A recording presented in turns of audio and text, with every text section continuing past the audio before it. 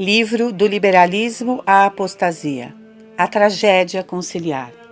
Monsenhor Marcel Lefebvre. Prefácio. A ideia de escrever este livro surgiu a partir de algumas conferências sobre o liberalismo proferidas a seminaristas de Econe. Estas conferências tinham por objetivo esclarecer a inteligência dos futuros sacerdotes a respeito do erro mais grave e nocivo dos tempos modernos e permitir-lhes fazer um juízo de acordo com a verdade e a fé sobre todas as consequências e manifestações do liberalismo e do catolicismo liberal.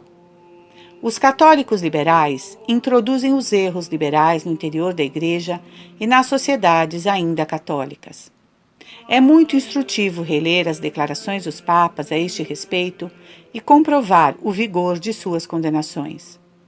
É de grande utilidade relembrar a aprovação de Pio IX a Louis Veuillot, autor do admirável livro A Ilusão Liberal, e a do Santo Ofício a Dom Félix Sardá e Salvani, para o liberalismo é pecado. Que teriam pensado esses autores se houvessem presenciado, como nós atualmente, o fato de que o liberalismo é rei e senhor no Vaticano e nos episcopados? Daí a urgente necessidade de os futuros sacerdotes conhecerem este erro, pois o católico liberal tem uma falsa concepção do ato de fé, como bem mostra Dom Sardá, capítulo 7. A fé não é mais uma dependência objetiva da autoridade de Deus, mas um sentimento subjetivo que tem como consequência o respeito a todos os erros, especialmente aos erros religiosos. Louis Veuillot, no capítulo 23 de A Ilusão Liberal, mostra que os princípios fundamentais da Revolução Francesa de 1789 são a independência religiosa, a secularização da sociedade e, em definitivo, a liberdade religiosa. Do liberalismo à apostasia. O padre Tissier de Maleray, secretário-geral da Fraternidade Sacerdotal São Pio X, hoje Monsenhor, encorajado pelo superior-geral, teve a ideia de completar e organizar este conjunto de conferências e publicá-las, para que possam ser úteis a outros além dos seminaristas. Enquanto esse trabalho estava em andamento, acontecia em Assis a mais abominável manifestação do catolicismo liberal, prova visível de que o Papa e aqueles que a aprovam têm uma falsa noção da fé, noção modernista, que vai balançar todo o edifício da Igreja. O próprio Papa o anuncia em sua alocução de 22 de dezembro de 1986 aos membros da Cúria. Com o fim de guardar e proteger a fé católica da peste do liberalismo, a publicação deste livro me parece muito oportuna, ecoando as palavras de Nosso Senhor. Aquele que crê será salvo. Aquele que não crê se condenará. Eis a fé que o Verbo de Deus encarnado exige de todos os que querem ser salvos. Ela foi a causa de sua morte e, seguindo seu caminho, a de todos os mártires e testemunhas que a professaram. Com o liberalismo religioso, não há mais mártires nem missionários, mas apenas destruidores da religião reunidos em volta de uma falsa promessa de paz. Longe de nós este liberalismo, sepultura da Igreja Católica. Seguindo Nosso Senhor, levemos o estandarte da cruz, único sinal e única fonte de salvação. Que Nossa Senhora de Fátima, no 70º aniversário de sua aparição, queira abençoar a difusão deste livro que faz eco às suas predições. Econe, 13 de janeiro de 1987. Festa do batismo de Nosso Senhor. Marcel Lefebvre.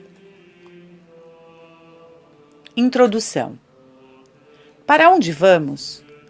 Qual será o final de todas as mudanças atuais? Não se trata de guerras, de catástrofes atômicas ou ecológicas, mas, sobretudo, da revolução no exterior e interior da Igreja, da apostasia que por fim ganha povos inteiros, católicos em outros tempos, chegando até a mais alta hierarquia eclesiástica.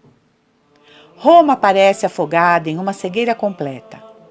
A Roma de sempre está reduzida ao silêncio, abafada pela outra Roma, a Roma liberal que a ocupa. As fontes da graça e da fé divina se esvaem e as veias da Igreja canalizam por todo o seu corpo o veneno mortal do naturalismo.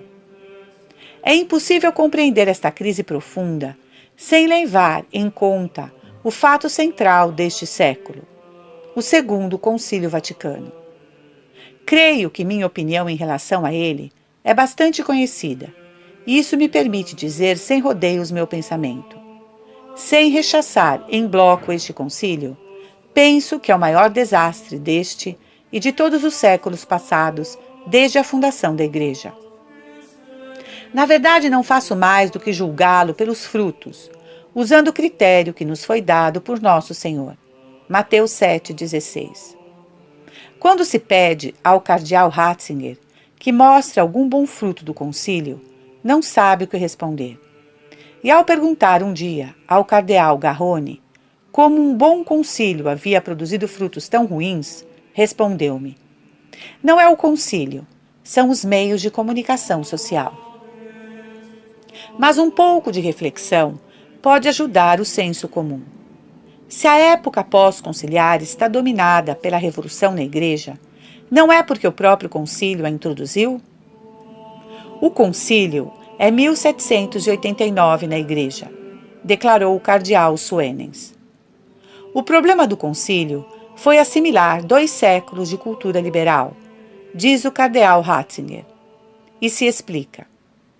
Os silabos de Pio IX havia rechaçado, sem possibilidade de réplica, o novo mundo surgido da Revolução, ao condenar a seguinte proposição: o Romano Pontífice pode e deve se reconciliar e se acomodar com o progresso, com o liberalismo e com a civilização moderna.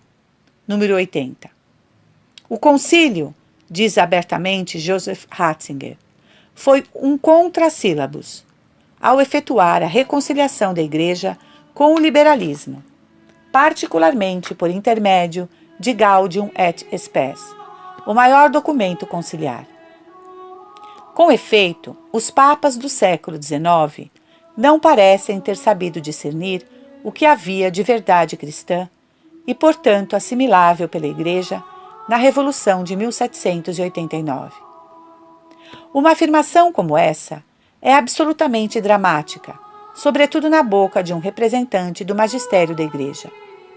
Essencialmente, o que foi a Revolução de 1789?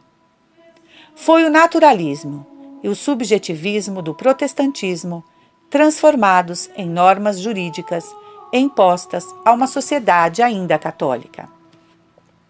Como resultado, temos a proclamação dos direitos do homem sem Deus, a exaltação da subjetividade individual em detrimento da verdade objetiva, a equiparação de todas as crenças religiosas e, finalmente, a organização de uma sociedade sem Deus e sem nosso Senhor Jesus Cristo.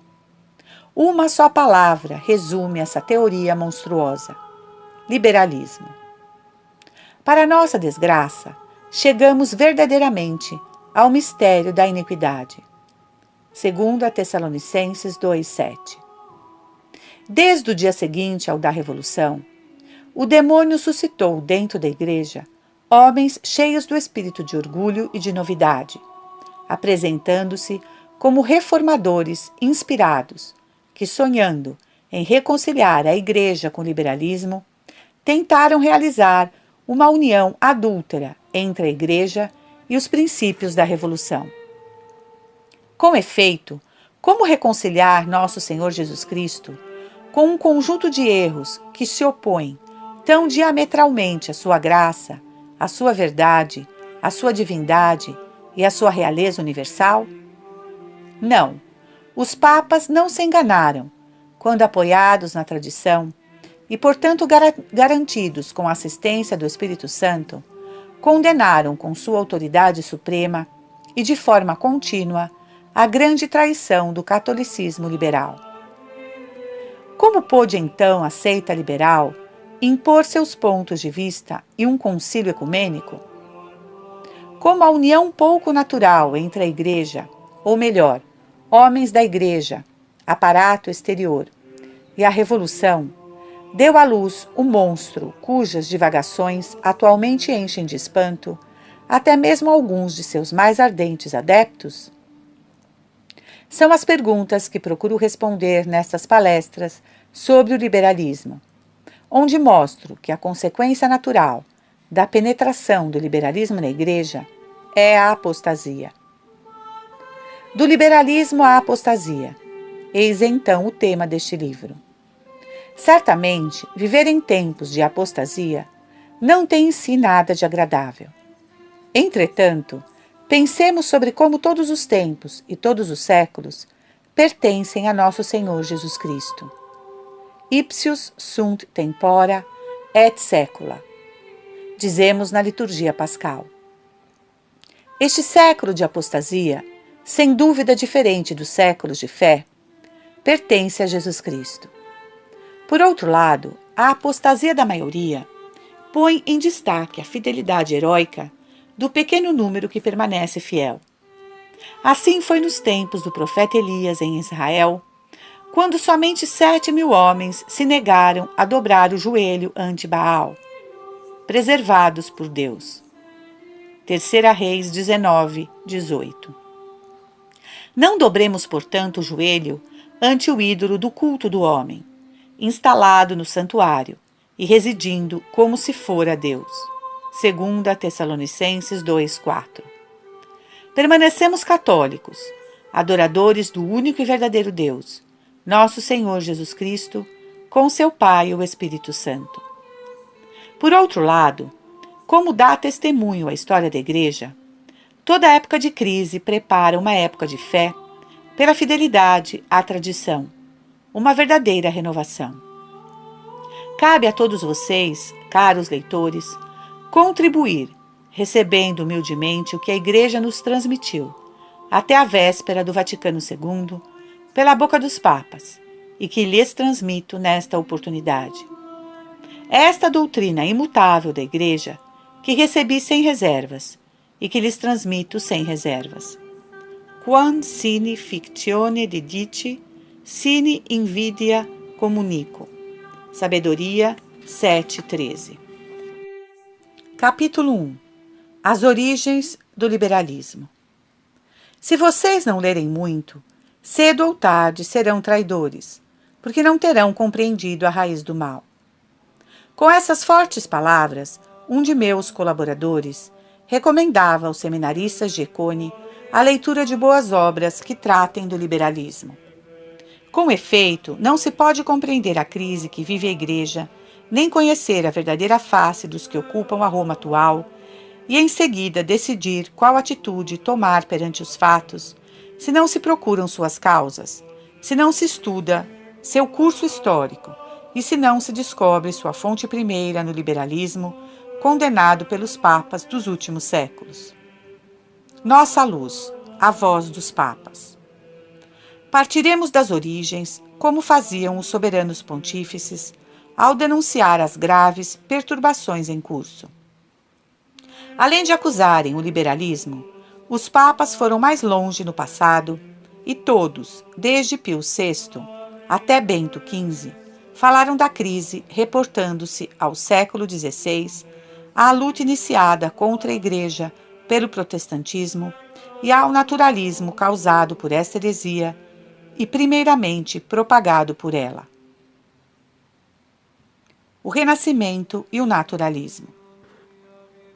O naturalismo já se encontrava no Renascimento, que no esforço de recuperar as riquezas das antigas culturas pagãs, e em particular a cultura e a arte dos gregos, acabou por exaltar exageradamente o homem, a natureza e as forças naturais.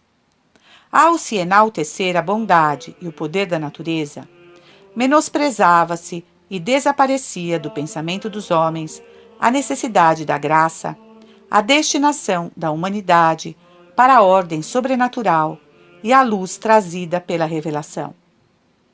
Sob o pretexto de arte, quiseram introduzir por toda parte até mesmo nas igrejas, esse nudismo, sem exagero se pode chamá-lo, que predomina na Capela Sistina, em Roma. Consideradas sob o ponto de vista artístico, essas obras têm algum valor. Porém, nelas prima o aspecto sensual da exaltação da carne, totalmente em oposição aos ensinamentos do Evangelho. Pois a carne luta contra o espírito, de São Paulo, e o espírito luta contra a carne. Gálatas 5,17. Não condeno essa arte, se restrita aos museus mundanos, mas não vejo nela um meio de exprimir a verdade da redenção, ou seja, uma feliz submissão da natureza redimida à graça. Quanto à arte barroca da Contra-Reforma Católica, meu julgamento é bem diferente. Especialmente nos países que resistiram ao protestantismo, o barroco utilizará ainda anjinhos rechonchudos, mas esta arte de puro movimento e expressões às vezes patéticas é um canto de triunfo da redenção, um canto de vitória do catolicismo sobre o pessimismo de um protestantismo frio e desesperado. O protestantismo e o naturalismo. Pode parecer estranho e paradoxal chamar o protestantismo de naturalismo. Nada há em Lutero de exaltação à bondade intrínseca da natureza, porque, segundo ele, a natureza está irremediavelmente decaída e a concupiscência é invencível. No entanto, a opinião excessivamente nihilista que o protestante tem sobre si mesmo desemboca em um naturalismo prático, na intenção de menosprezar a natureza e de exaltar o poder só da fé, relegam a graça divina e a ordem sobrenatural ao domínio das abstrações. Para os protestantes, a graça não opera uma verdadeira renovação interior. O batismo não é a restituição de um estado sobrenatural habitual. É somente um ato de fé em Jesus Cristo que justifica e salva. A natureza não é restaurada pela graça, permanece intrinsecamente corrompida. E somente a fé obtém de Deus que deite sobre nossos pecados o manto púdico de Noé. Todo organismo sobrenatural que o batismo agrega à natureza, enraizando nela a graça, todas as virtudes infusas e os dons do Espírito Santo são reduzidos a nada, reduzidos a um só ato forçado de fé, confiança em um Redentor que gratifica somente para retirar-se para longe da criatura, deixando um abismo intransponível entre o homem definitivamente miserável e Deus transcendente, 3 vezes santo. Esse pseudo-supernaturalismo, como chama o padre Garrigou Lagrange, deixa finalmente o homem, apesar de haver sido redimido, sujeito somente à força de suas aptidões naturais. Fatalmente se afunda no naturalismo. Desse modo, os extremos opostos se unem. Jacques Maritain exprime bem o desenlace naturalista do luteranismo.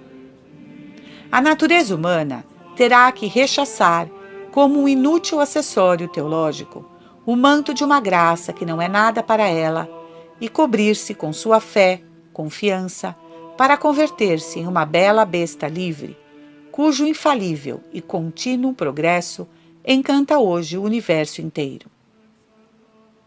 Esse naturalismo se aplicará à ordem civil e social, ficando a graça reduzida a um sentimento de fé-confiança. A redenção será somente uma religiosidade individual e particular, sem influência na vida pública. A ordem pública, econômica e política fica condenada a viver e se desenvolver sem nosso Senhor Jesus Cristo. O protestante busca, no seu êxito econômico, o critério de sua justificação diante de Deus. Assim, de bom grado escreverá sobre sua porta: rende honras a Deus por teus bens, oferece as primícias de teus ganhos. Então teus celeiros se encherão e teus tonéis transbordarão de vinho. Provérbios 3, 9 e 10. Jacques Maritain escreveu excelentes páginas sobre o materialismo do protestantismo, que dará nascimento ao liberalismo econômico e ao capitalismo. Por trás dos chamados de Lutero ao Cordeiro que salva, por trás de seus movimentos de confiança e sua fé no perdão dos pecados, há uma criatura humana que levanta a cabeça e faz seus negócios no lodaçal em que está submersa por causa do pecado de Adão. Desenvolver-se-á no mundo, seguirá a sede do poder, o instinto dominador, a lei deste mundo, que é o seu mundo. Deus será somente um aliado poderoso. O resultado do protestantismo foi que os homens se apegaram ainda mais aos bens deste mundo, esquecendo-se dos bens eternos. E se um certo puritanismo exerce uma vigilância exterior sobre a moralidade pública, não impregnará os corações do espírito verdadeiramente cristão, que é um espírito sobrenatural, onde reina a primazia do espiritual. O protestantismo, necessariamente, será conduzido a proclamar a emancipação do temporal em relação ao espiritual. E é exatamente esta emancipação que se vai reencontrar no liberalismo. Os papas tiveram, portanto, muita razão em denunciar o naturalismo de inspiração protestante como sendo a origem do liberalismo que transformará a cristandade em 1789 e 1848. Assim diz Leão XIII. Esta audácia dos ímpios que ameaçam o consórcio humano com ruínas cada vez mais graves e mantém os ânimos de todos em cuidadosa trepidação, origina-se daquelas doutrinas venenosas que, espalhando-se entre os povos, nos tempos passados, como sementes infectadas, produziram frutos tão amargos. Com efeito, veneráveis irmãos, sabeis que a guerra implacável, movida pelos inovadores contra a fé católica, desde o século XVI, e que foi sempre crescendo até nossos dias, tem como finalidade, eliminada toda a revelação e subvertida toda a ordem natural, abrir a porta às descobertas, ou mais propriamente, aos delírios da razão abandonada a si mesma. E posteriormente o Papa Bento XV. Desde os 3 primeiros séculos e desde as origens da Igreja, período em que o sangue dos cristãos fecundou toda a terra, pode-se dizer que nunca a Igreja correu tão grande perigo como o que se manifestou nos fins do século XVIII. Então, uma filosofia em delírio, a continuação da heresia e apostasia dos inovadores, adquiriu sobre os espíritos um poder de sedução, provocando transformação total com o propósito determinado de destruir as bases cristãs da sociedade, não somente na França, mas pouco a pouco em todas as nações. Nascimento do naturalismo político. O protestantismo constituiu um ataque muito duro contra a Igreja e ocasionou um desagregamento profundo na cristandade do século XVI. Porém, sem conseguir impregnar as nações católicas com o veneno de seu naturalismo político e social. Isso só aconteceu quando este espírito secularizante chegou às universidades e, em seguida, àqueles que chamamos filósofos das luzes. Filosoficamente, o protestantismo e o positivismo jurídico têm origem no nominalismo surgido com a decadência da Idade Média, século XIV, que conduz tanto a Lutero, com sua concepção puramente extrínseca e nominal da redenção, como a Descartes, com sua ideia de uma lei divina, indecifrável, submetida somente ao arbítrio da vontade de Deus. Com Santo Tomás de Aquino, toda a filosofia cristã afirmativa, ao contrário, a unidade da lei divina eterna e da lei humana natural.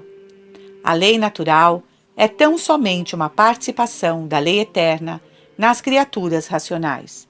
Suma Teológica 1.2, 91.2. Mas, com Descartes, já se põe uma ruptura entre o direito divino e o direito humano natural. Seguindo Descartes, os universitários e juristas não tardariam a tomar o mesmo caminho cismático. Assim diz Hugo Grotius, citado por Paul Hazard. E o direito divino? Grotius procura salvaguardá-lo. O que acabamos de dizer, declara, valeria mesmo se admitíssemos o que não pode ser concedido sem um crime, que não há Deus, e que os assuntos humanos não são objeto de seus cuidados. Não há dúvida alguma que Deus e a providência existem, sendo, portanto, uma fonte de direito além da que provém da natureza. Mesmo este direito natural pode ser atribuído a Deus, porque Ele quis que estes princípios existissem em nós. A lei de Deus, a lei da natureza, esta fórmula dupla não é Grotius que inventa. A Idade Média já a conhecia. Onde está seu caráter de novidade? De onde vem que seja criticada e condenada pelos doutores? Para quem é luminosa? A novidade consiste no aparecimento da separação de dois fins, em sua oposição, que tende a se afirmar em uma tentativa de conciliação posterior, que por si só supõe a ideia da ruptura. O jurista Pufendorf e o filósofo John Locke darão o último toque para a secularização do direito natural. A filosofia das luzes imagina um estado de natureza que nada tem a ver com o realismo da filosofia cristã e que culmina com o mito do bom selvagem de Jean-Jacques Rousseau. A lei natural fica reduzida a um conjunto de sentimentos que o homem tem de si mesmo e que são compartilhados pela maior parte dos outros homens. Nos diálogos filosóficos de Voltaire encontra-se o seguinte trecho: o que é a lei natural? O instinto que nos faz sentir a justiça. O que você chama justo e injusto? Ao que assim parece para o universo inteiro. Tal conclusão é o fruto de uma razão desorientada que, na ânsia da emancipação em relação a Deus e a sua revelação, cortou as ligações com os princípios da ordem natural, reforçados pela revelação divina sobrenatural e confirmados pelo magistério da Igreja. Se a Revolução separou o poder civil do poder da Igreja, é porque ela originariamente já havia separado, naqueles que se dizem filósofos, a fé e a razão. Venho a propósito relembrar o que ensina a respeito disso o Concílio Vaticano I. Não se pode nunca encontrar discordância entre a fé e a razão, pois elas se prestam mútua ajuda. A reta razão demonstra as bases da fé, e, esclarecida por ela, cultiva a ciência das coisas divinas. E a fé, por sua vez, livra e defende a razão dos erros, e lhe proporciona inúmeros conhecimentos. Mais exatamente, podemos dizer que a revolução se fez em nome da deusa razão, da razão deificada, da razão que se faz norma suprema do verdadeiro e do falso, do bom e do mal. Naturalismo, racionalismo, liberalismo. Desde já, podemos ver como todos os erros estão entrelaçados uns aos outros. Liberalismo, naturalismo, racionalismo são apenas aspectos complementares do que se deve chamar revolução. Onde a reta razão, estabelecida pela fé, vê somente harmonia e subordinação, a razão deificada cava abismos e levanta muralhas. A natureza sem a graça, a prosperidade material sem a procura dos bens eternos, o poder civil separado do poder eclesiástico, a política sem Deus nem Jesus Cristo, os direitos do homem contra os direitos de Deus e, finalmente, a liberdade sem a verdade.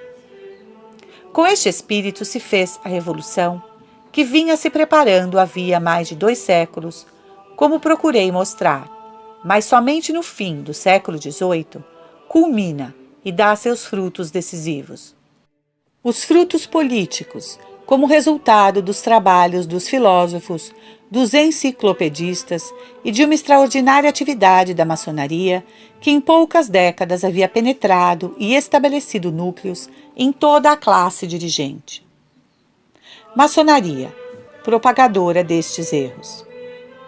Os soberanos pontífices denunciaram esta empresa com grande precisão e clarividência. O Papa Leão XIII nos mostra a seita dos maçons em Quod Apostolite, encíclica já citada, e também em Humanum Genus, de 20 de agosto de 1884.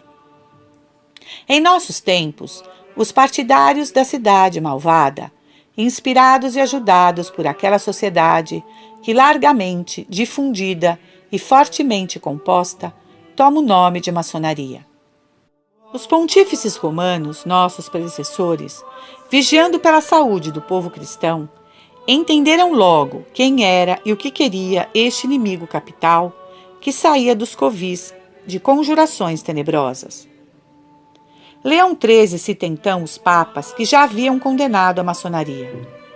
Clemente XII, na encíclica In Eminente, de 27 de abril de 1738, lança uma excomunhão contra os maçons. Bento XIV renova essa condenação na encíclica Providas, de 16 de março de 1751. Pio VII, pela encíclica Ecclesiam, de 13 de setembro de 1821, acusa especialmente os Carbonari.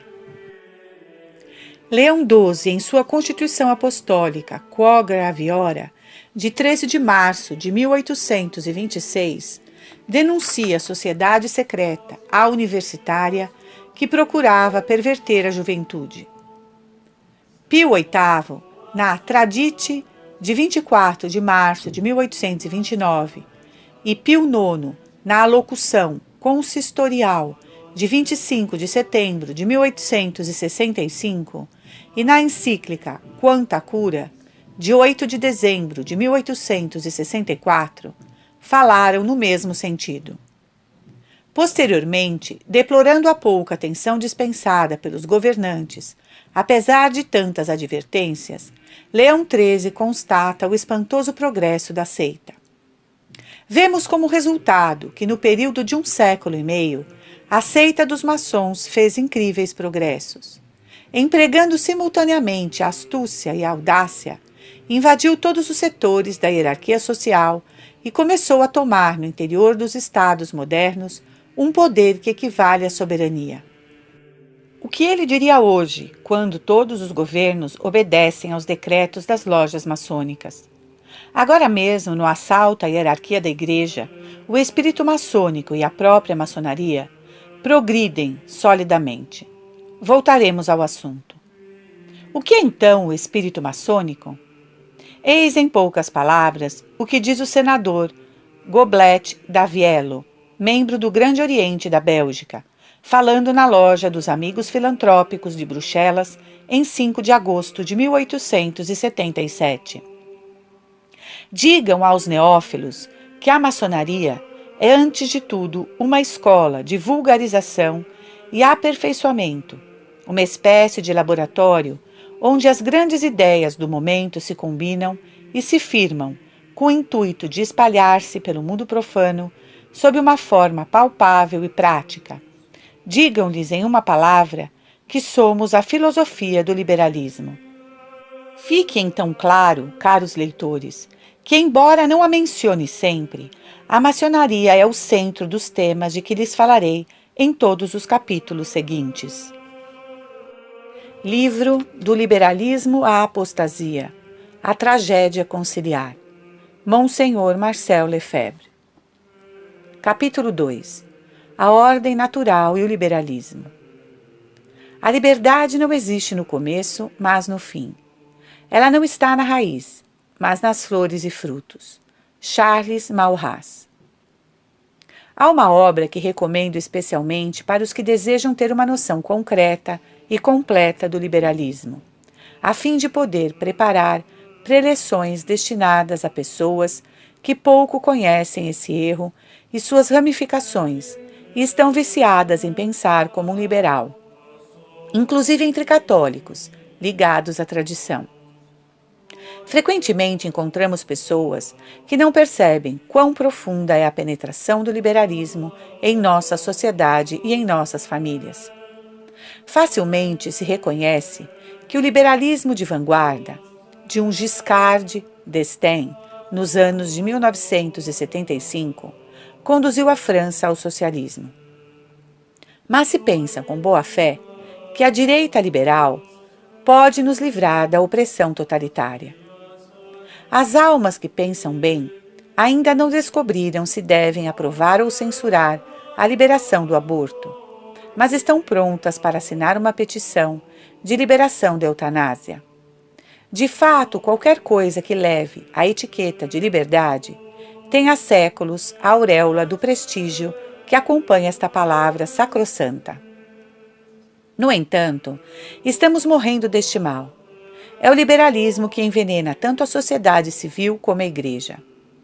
Abramos o livro de que lhes falo, Liberalisme et Catholicisme, do padre Roussel, que foi lançado em 1926. E leiamos a página que descreve com muita precisão o liberalismo. Páginas 14 a 16, acrescentando um pequeno comentário. O liberal é um fanático de independência. Proclama em tudo e para tudo, chegando às raias do absurdo. Trata-se de uma definição, veremos como se aplica e quais são as libertações que o liberalismo reivindica. Primeira libertação: a independência da verdade e do bem em relação ao ser. É a filosofia relativista da mobilidade e do futuro. A independência da inteligência em relação ao objeto. Soberana, a razão não tem que se submeter ao objeto. Ela o cria na evolução radical da verdade. Subjetivismo relativista.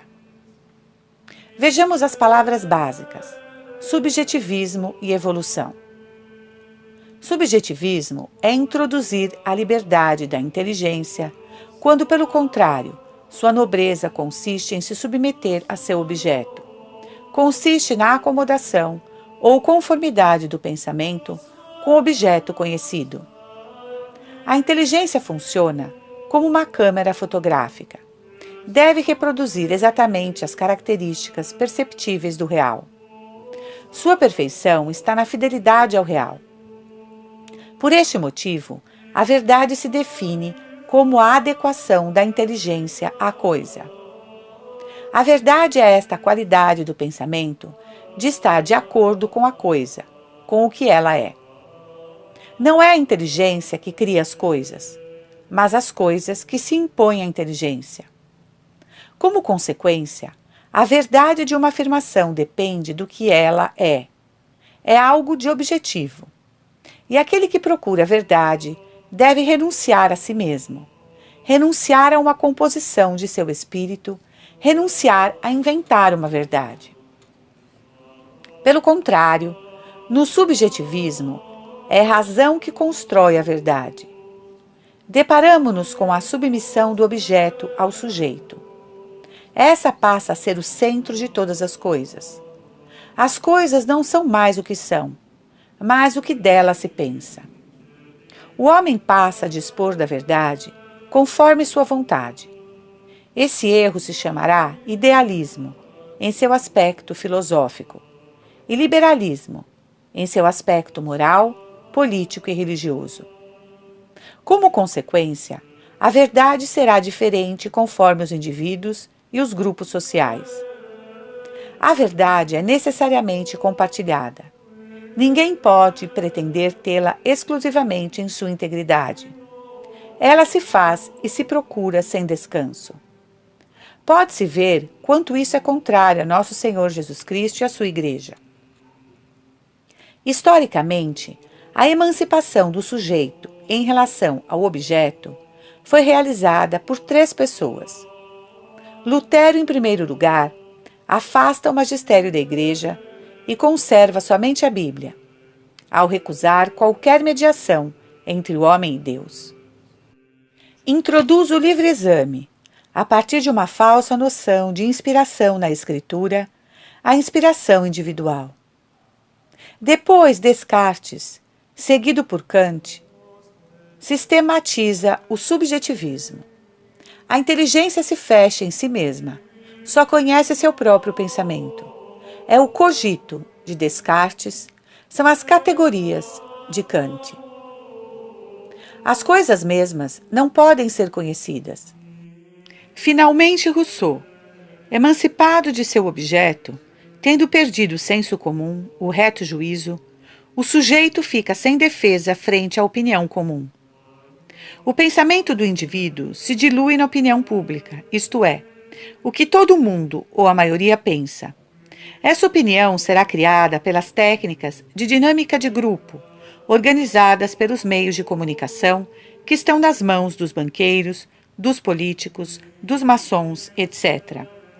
Por seu próprio movimento, o liberalismo intelectual vai acabar no totalitarismo do pensamento. Após o afastamento do objeto, assistimos ao desaparecimento do sujeito, pronto então para sofrer todo tipo de escravidão. O subjetivismo, exaltando a liberdade de pensamento, vai proporcionar a destruição do sujeito. A segunda marca do liberalismo intelectual, como já dissemos, é a evolução. Afastando a submissão ao real, o liberalismo afasta também a essência imutável das coisas. Para ele não há natureza das coisas, não há natureza humana estável, regida por leis definitivas estabelecidas pelo Criador. O homem vive em uma constante evolução progressiva. O homem de hoje não é o homem de ontem, vai se cair no relativismo. Além do mais, o homem se cria a si mesmo. É o autor de suas leis, que deve refazer sem cessar de acordo com a única lei inflexível do progresso necessário. Temos então o evolucionismo em todos os domínios: biológico, Lamarck e Darwin, intelectual, o racionalismo e seu mito do progresso indefinido da razão humana, moral, emancipação dos tabus, político-religioso, emancipação das sociedades em relação a Jesus Cristo. O auge do delírio evolucionista é alcançado com o padre Teilhard de Chardin, 1881-1955, que afirma, em nome de uma pseudociência e de uma pseudomística, que a matéria se transforma em espírito, que a natureza se transforma no sobrenatural, a humanidade em Cristo. Tripla confusão do monismo evolucionista, incompatível com a fé católica.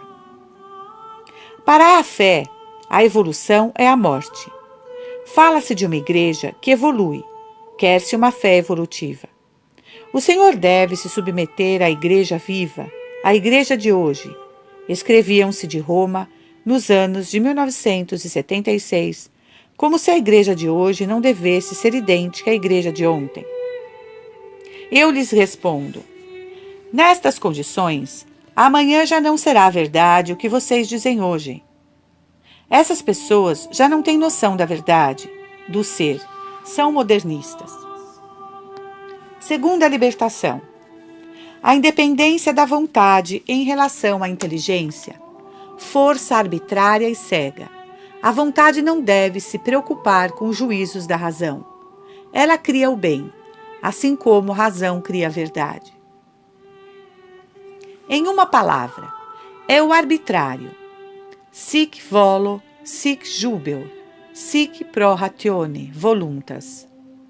Assim eu quero, assim o mando, simplesmente assim por minha vontade. Terceira libertação: a independência da consciência em relação à regra objetiva da lei. A consciência se constitui ela mesma como regra suprema da moralidade.